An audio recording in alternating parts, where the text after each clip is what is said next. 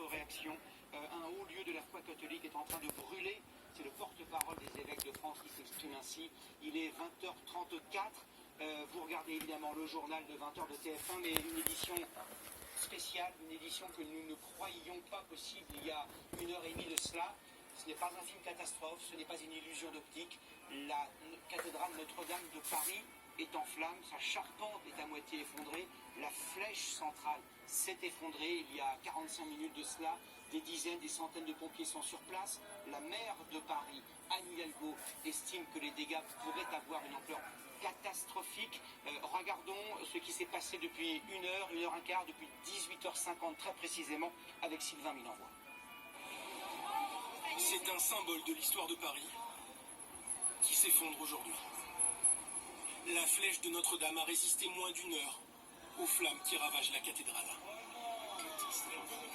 Le feu semble désormais s'être répandu partout sur le toit. Vu du nord, le ciel s'embrase. À l'est, on le voit plus clairement quelques instants avant, c'est la toiture qui a pris feu. L'incendie qui s'est déclenché vers 18h30 touche d'abord la charpente de Notre-Dame de Paris. Celle-ci était en rénovation. Les travaux ont commencé il y a quelques jours seulement.